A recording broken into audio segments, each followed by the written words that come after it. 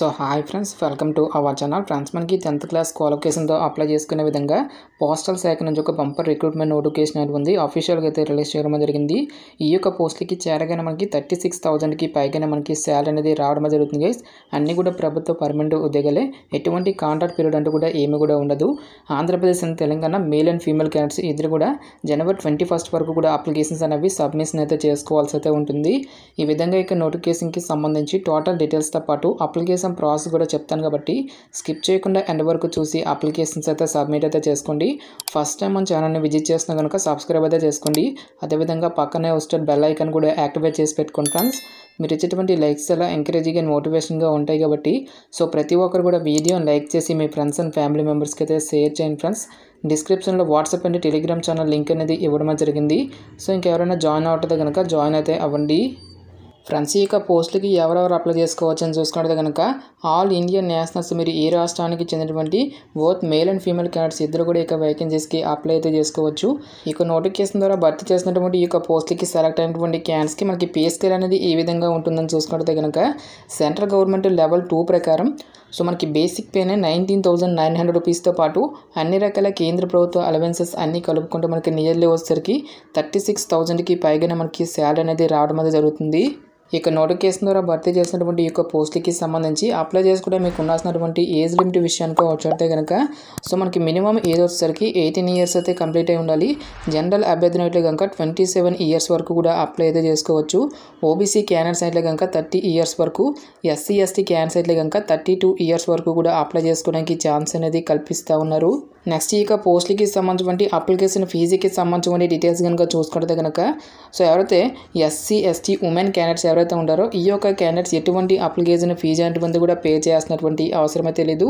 So remaining కేటగిరీకి చెందినటువంటి candidates అందరూ కూడా 100 రూపీస్ అప్లికేషన్ ఫీజు అనేది ఈ పేమెంట్ ద్వారా అప్లికేషన్ ఫీజు అనేటువంటి దాన్ని మీరు పే చేయాల్సి అయితే ఉంటుంది.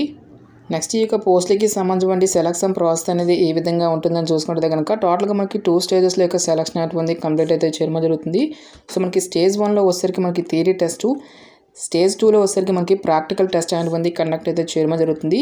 స్టేజ్ 1కి సంబంధించిన టాపిక్స్ కనుక చూసుకుంటే కనుక general knowledge, simple arithmetic, general intelligence and reasoning, motor mechanism, traffic rules, signals and regulations అనేటువంటి ఈ యొక్క టాపిక్స్ నుంచి టోటల్గా మనకి 80 మల్టిపుల్ చాయిస్ క్వశ్చన్స్ అనేవి అడగడం అయితే జరుగుతుంది. నెక్స్ట్ స్టేజ్ 1లో వచ్చేసరికి practical test for knowledge of motor mechanism and driving అని చెప్పేసి ఈ యొక్క టెస్ట్ నుంచి 20 మార్క్స్ అనేవి అడగడం అయితే జరుగుతుంది. టోటల్గా మనకి 90 మినిట్స్ పాటు కూడా టెస్ట్ అనేటువంటి కండక్ట్ అయితే చేయడం జరుగుతుంది. ఓన్లీ ఇంగ్లీష్ అండ్ హిందీ లాంగ్వేజ్లో మాత్రమే క్వశ్చన్స్ అనేవి రావడం జరుగుతుంది.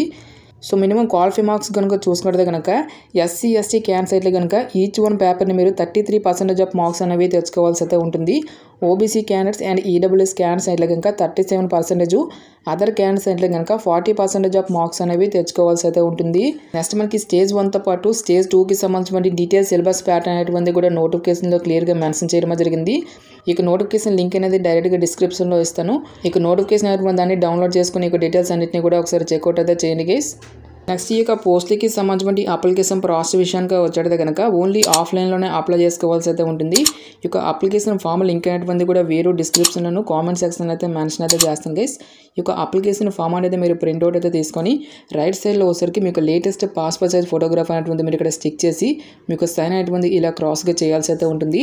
సో అడిషనల్ ఫోటోగ్రాఫ్ ఒకటి కూడా మీరు ఇక్కడ ప్రింట్ చేయాల్సి అయితే ఉంటుంది. బ్లాక్ లెటర్లో మీకు ఫుల్ నేమ్ అనేది ఇచ్చేసి నెక్స్ట్ మీ యొక్క ఆధార్ నెంబర్తో పాటు మీ యొక్క ఫాదర్స్ నేము, ప్రజెంట్ మీ యొక్క పోస్టల్ అడ్రస్ అనేది ఇచ్చేసి మీకు కాంటాక్ట్ నెంబర్తో పాటు మీకు క్యాస్ట్ అనేటువంటి మీరు ఇక్కడ ఇవ్వాల్సి అయితే ఉంటుంది. నెక్స్ట్ మీకు నేషనాలిటీతో పాటు జెండరు, మీకు ఈమెయిల్ ఐడి అనేది ఇచ్చేసి నెక్స్ట్ మీకు ఎడ్యుకేషనల్ క్వాలిఫికేషన్కి సంబంధించిన డీటెయిల్స్ అన్నింటినీ కూడా మీరు ఇక్కడ ఫిల్ చేయాల్సి అయితే ఉంటుంది. నెక్స్ట్ మీకు డ్రైవింగ్ లైసెన్స్కి సంబంధించిన డీటెయిల్స్ అన్నింటినీ కూడా మీరు ఇక్కడ ఫిల్ చేయాల్సి అయితే ఉంటుంది గైస్. నెక్స్ట్ ఎవరైతే అప్లికేషన్ ఫీజు అనేది పే చేస్తున్నారో ఒక ఫీజుకి సంబంధించిన డీటెయిల్స్ అనేవి మీరు ఇక్కడ ఫిల్ చేయాల్సి అయితే ఉంటుంది. సో ఎంత అమౌంట్ అనేటువంటి దాన్ని పే చేస్తున్నారో ఒక అమౌంట్తో పాటు ఒక రిసిప్ట్ అనేది మీరు ఏ పోస్ట్ ఆఫీస్లో తీసారో ఒక నేమ్ అనేది ఇచ్చేసి ఒక రిసిప్ట్ నెంబర్తో పాటు ఒక పేమెంట్ అనేటువంటి దాన్ని మీరు ఏ డేట్ని అయితే చేశారో ఒక డీటెయిల్స్ అన్నింటినీ కూడా మీరు ఇక్కడ ఫిల్ చేయాల్సి అయితే ఉంటుంది. నెక్స్ట్ డిక్లరేషన్ దగ్గర మీకు నేమ్ అనేది ఇచ్చేసి మీకు ప్లేస్తో పాటు అప్లికేషన్స్ అనేవి ఏ డేట్ని అయితే సెండ్ చేస్తున్నారో ఒక డేట్ అనేది ఇచ్చేసి ఇక్కడ మీకు సిగ్నేచర్ అనేటువంటిది ఇక్కడ చేయాల్సి అయితే ఉంటుంది. నెక్స్ట్ ఇక్కడ మనకి ఈ యొక్క డిక్లరేషన్ దగ్గర మీకు డీటెయిల్స్ అన్నిటిని కూడా మీరు ఇక్కడ ఫిల్ చేయాల్సి అయితే ఉంటుంది గైస్. అప్లికేషన్ ఫామ్తో పాటు ఏ సర్టిఫికేట్స్ అనేవి అటాచ్ చేయాలని చూసుకుంటే కనుక 10th క్లాస్ క్వాలిఫికేషన్కి సంబంధించిన సర్టిఫికేటు, నెక్స్ట్ మీకు latest caste certificate, EWS scanners అయితే కనుక ఒక సంబంధించిన సర్టిఫికేట్తో పాటు లైట్ మోటార్ వెహికల్కి కానీ లేదంటే హెవీ మోటార్ వెహికల్కి సంబంధించిన డ్రైవింగ్ లైసెన్స్ యొక్క జిరాక్స్, నెక్స్ట్ ఎక్స్పీరియన్స్ అనేది ఉంటే ఒక సంబంధించిన జిరాక్స్ కాపీతో పాటు ఎక్సర్విస్ మ్యాన్ క్యాన్సైట్లో కనుక ఒక సంబంధించిన certificate, one latest passport size photograph అనేటువంటి కూడా మీరు అప్లికేషన్ ఫామ్తో పాటు కూడా సెండ్ చేసుకోవాల్సి అయితే ఉంటుంది. ప్రతి ఒక్క ఎడ్యుకేషనల్ డాక్యుమెంట్స్ అన్నిటిపై కూడా మీకు సెల్ఫ్ అటెస్టేషన్ అంటే మీకు సైన్ అనేటువంటి కంపల్సరీగా చేయాల్సి అయితే ఉంటుంది గైస్. ఈ యొక్క అప్లికేషన్స్ అన్నిటినీ కూడా ఒక ఎన్వలప్ కవర్లో పెట్టేసి ఈ యొక్క ఎన్వలప్ కవర్పై application for recruitment to the post of staff car driver in Chhattisgarh circle అని చెప్పేసి మీరు ఇక్కడ మెన్షన్ చేయాల్సి అయితే ఉంటుంది గైస్.